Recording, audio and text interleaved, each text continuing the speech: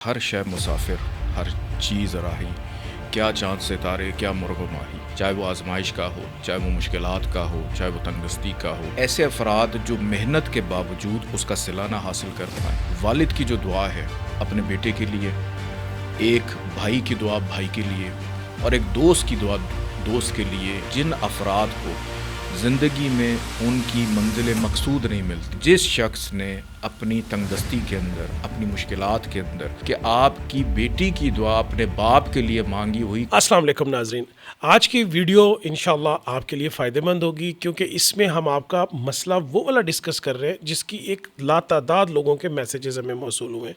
ज़ंजानी साहब, बहुत सारे लोगों को आप वज़ाइफ तजवीज़ करते हैं, कुछ ऐसी इबादात तजवीज़ करते हैं, कुछ दुआओं के तरीक़ाकार बताते हैं। लोग बड़ी खुशो के साथ दुआ मांगते हैं, लेकिन वहाँ पे बहुत सारे लोग ये भी कहते हैं कि जी हमने आपके बताए हुए तरीक़ाकार से वज़ाइफ़ा भी किया, दुआ भी मांगी, लेकिन वो रिज़ल्ट्स नहीं मिले, शायद हमारी दुआ कबूल नहीं हो रही।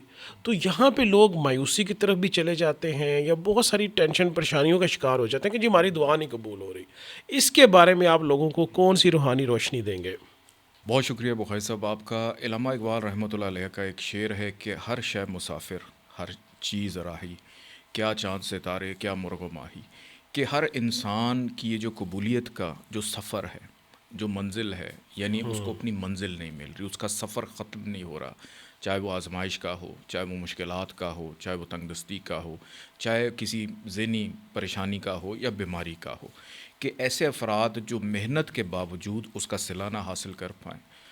हदीस शरीफ में है, बहुत सारी रवायात के अंदर भी हमें पढ़ने को मिलता है कि वालिद की जो दुआ है अपने बेटे के लिए, एक भाई की दुआ भाई के लिए और एक दोस्त की दुआ दोस्त के लिए, इसकी जो दर्जात हैं, जो इसकी कबूलियत है, वो माँ की मांगी हुई दुआओं से भी ज़्यादा बेहतर हो। बेशक। क्या हम अपनी ज़िंदगी में इन रिश्तों से अपने लिए दुआएं तलब कर रहे हैं?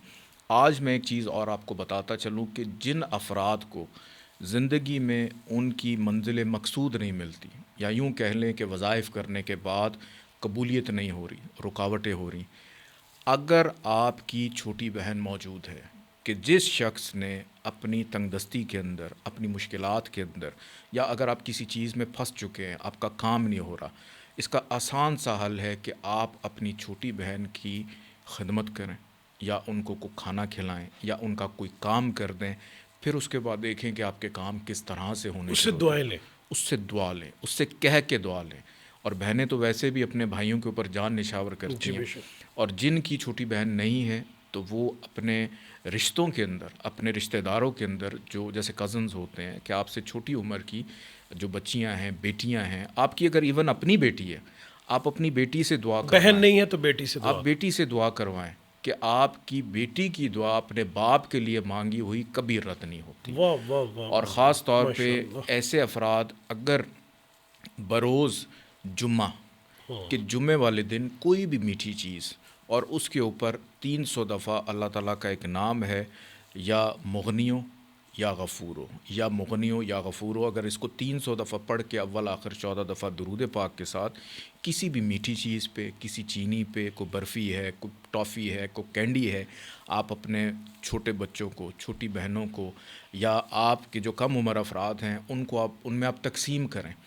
फिर उसके बाद देखें कि अल्लाह ताला आपके लिए रिज़्क़ के दरवाज़े कैसे खोलना शुरू करता है। बहुत शुक्रिया नाज़रीन। ज़ंजानी साहब ने आपको बहुत खूबसूरती से आपके किए हुए शिकवे और आपकी दुआएं कबूल ना होने के जो खदशात हैं उनके लिए एक ऐसी रूहानी रोशनी की डायरेक्शन बताई है जो यकीनन आपकी दुआओं की कबूलियत को उन दर्जात पे ले जाएगी जहां आप चाहते हैं।